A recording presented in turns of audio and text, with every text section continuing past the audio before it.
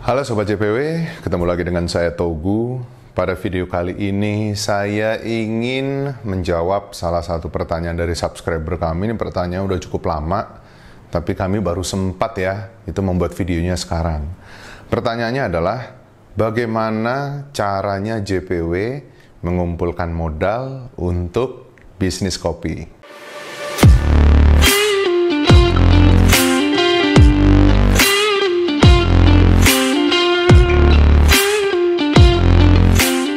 Oke, langsung aja yuk kita bahas dari awal cara JPW memulai bisnis kopi dan berjalan hingga saat ini. Pada dasarnya, mengumpulkan modal itu ada 3 cara. Yang pertama, dari tabungan. Yang kedua, dari pinjaman. Yang ketiga, dari kerjasama atau investor. Nah, untuk JPW sendiri, JPW itu mengumpulkan modal untuk bisnis, yaitu dari cara yang pertama, yaitu dari tabungan. Jadi, sebelum JPW itu menjalankan bisnis kopi, jadi dari 2009 sampai 2012 awal itu, JPW itu bisnisnya adalah jasa pembuatan website atau website developer. Jadi istilah JPW itu sebenarnya adalah singkatan dari jasa pembuatan web.com. Itu adalah website yang dulu, bisnis yang dulu saya jalankan dan websitenya masih saya aktifkan sampai sekarang untuk kenang-kenangan lah ya. Nah, jadi inisial JPW itu dibentuk oleh customer. Jadi kalau mereka mau buat website ke saya itu bilangnya bukan buat website ke Togu, tapi dia bilang itu buat aja website ke JPW. Akhirnya saya jadikan inisial, nama PT pun saya jadikan namanya PT JPW Indonesia. Nah, dari saya menjalankan bisnis website itu kurang lebih 3 tahun 3 apa 4 tahun 2008 lah ya, 2008 ketika saya masih kuliah sampai 2012 awal itu berjalan cukup baik di situ.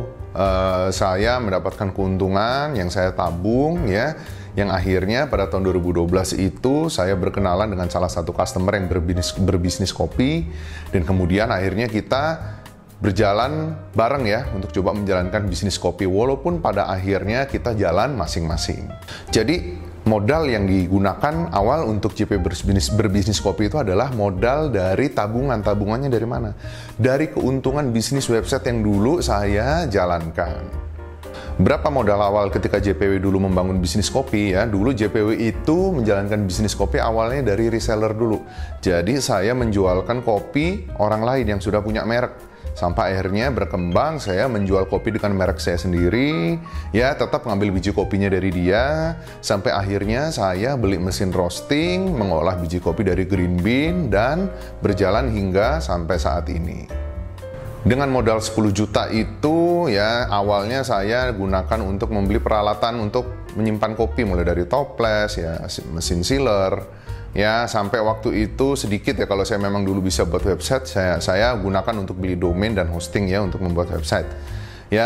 Lalu saya memasarkan bisnis kopi saya ini melalui Google, melalui SEO atau Search Engine Optimization. Jadi ketika orang ketik apapun keyword tentang kopi yang sesuai dengan produk saya, itu jualan saya, website saya itu bisa muncul di halaman pertama Google. Itu adalah cara pertama saya dalam membangun bisnis kopi dengan modal 10 juta rupiah. Lama-kelamaan JPW pun semakin besar, modalnya semakin besar, keuntungan semakin besar. Lalu apa yang saya lakukan? Yang saya lakukan adalah saya terus memasukkan keuntungan, sebagian besar keuntungan itu ke modal. Sehingga modalnya JPW itu setiap hari, setiap bulan, setiap tahun itu selalu bertambah besar. Dengan modal yang semakin besar, otomatis kita bisa beli bahan baku lebih banyak, bisa melengkapi sarana dan prasarana.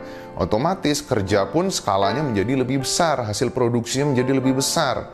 Keuntungan pun bisa menjadi lebih besar.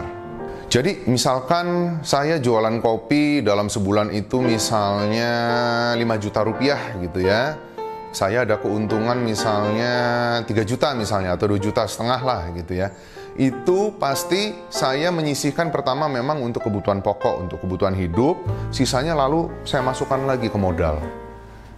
Jadi dengan modal saya tadi, misalkan modal saya 5 juta, nanti bulan depan jadi 7,5 juta. Enggak deng, misalkan gini, modalnya 5 juta, untungnya 2,5. Saya masukin buat kebutuhan pokok 1,5 juta misalnya, 1 juta saya masukin lagi ke modal. Berarti yang bulan 1 itu modalnya 5 juta, bulan 2 jadi 6 juta. Ketika di 6 juta, keuntungannya bisa lebih dari 2,5 juta. Misalkan keuntungan jadi 3 juta. Ya, saya naikin lagi. Ya, yang saya masukin ke modal itu naik jadi 1,5 juta. Terus sampai puluhan juta, sampai ratusan juta gitu ya. Dan sampai miliaran mungkin ya.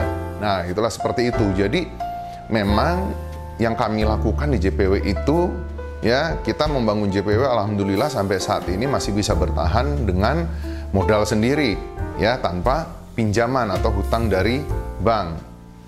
Kuncinya satu, ya, setiap ada keuntungan jangan lupa sebagian keuntungan harus dimasukkan kembali ke modal. Kita sebagai pengelola bisnis, sebagai pemilik, sebagai owner harus mau hidup prihatin dulu. Jangan foya-foya, bisnis masih kecil, bisnis belum seberapa udah foya-foya. Akhirnya apa? Untungnya besar tapi pengeluarannya juga besar. Yang ada bisnisnya tidak bisa bertambah besar, yang ada lama-lama ambruk karena cash flow-nya berantakan. Berantakan karena apa? Karena gaya hidup kita. Kunci utamanya adalah kalau bisnis Anda semakin besar, ingin semakin besar, ya, hati-hati dengan gaya hidup, ya. Gaya hiduplah, ya, bergayalah sesederhana mungkin, ya. Belilah barang-barang apa yang Anda memang butuhkan, bukan yang apa Anda inginkan. Kalau duitnya udah banyak, mau beli yang diinginkan nggak ada masalah. Kadang-kadang yang kita inginkan belum tentu sesuai dengan apa yang kita butuhkan. Jadi hati-hati dalam mengelola uang, terutama jika bisnis Anda menggunakan modal dari tabungan Anda sendiri. Nah, kesimpulannya kurang lebih itulah cerita singkat bagaimana cara JPW mendapatkan modal, ya, dari modal 10 juta digulung terus modal keuntungan lama-lama menjadi besar. Sobat JPW bisa tiru cara itu, tapi Sobat JPW harus punya kedisiplinan diri, harus punya habit yang baik, yaitu habit hidup sederhana, mau hidup prihatin, mau hidup susah, ya, agar bisnisnya kita bertambah besar. Nggak apa-apa deh susah di masa muda, ya, tapi nanti di masa tuanya kita hidup tenang dan nyaman. Kalau saya tidak punya tabungan gimana? Ya, bisa coba cara kedua atau ketiga, ya, bisa dengan pinjaman bank, atau juga bisa dengan mencari investor, atau kerjasama, atau konsinyasi sama teman, patungan lah, ya, sama teman, itu juga bisa seperti itu. Jika ingin meminjam bank, hati-hati, ya, pastikan bahwa bisnis Anda itu, ya, akan berjalan dengan baik. Anda sudah tahu step by stepnya seperti apa, goalsnya seperti apa. Jangan sampai nanti hutang bank, ya, itu tidak bisa Anda bayar karena bisnisnya nggak jalan. Ya, memang ada resiko sih, bisnis itu belum tentu jalan, ya. Kita minjem bank juga walaupun kita udah punya planning 1, 2, 3, itu memang belum tentu jalan juga. Tapi setidaknya kalau kita udah punya planning, kita udah punya ukuran, ya, setidaknya kita akan meminimalisir resiko tidak mampu membayar hutang bank. Jika Anda menggunakan cara ketiga, menggunakan dana investor, ya, jangan lupa selalu buat MOU, ya, selalu buat perjanjian yang detail dengan investor atau rekan kerja Anda atau partner Anda. Karena bisa aja bisnis itu, ya, awalnya ketika kecil solid, ketika sudah besar akhirnya pecah karena perbedaan visi misi atau udah mulai ketergiur dengan uang, akhirnya mulai keluar egonya. Jadi, MOU itu sangat penting jika Anda menggunakan cara ketiga, yaitu dengan investor atau berpartner dengan teman Anda.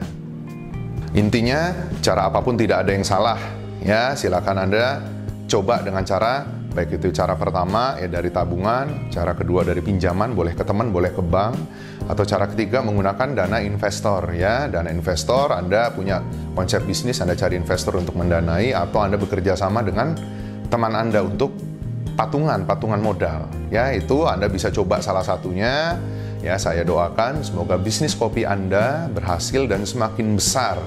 Semoga video singkat ini bermanfaat dan dapat membuka wawasan kita, ya, tentang cara mengumpulkan modal, ya, untuk bisnis kopi. Sekian dulu video dari saya. Jangan lupa support terus channel YouTube JPW Indonesia dengan memberikan like dan subscribe. Jika Anda ingin berinteraksi langsung dengan saya, Anda bisa follow Instagram saya di togu.jpw. Oke, sekian dulu videonya. Sampai ketemu lagi di video-video selanjutnya. Terima kasih.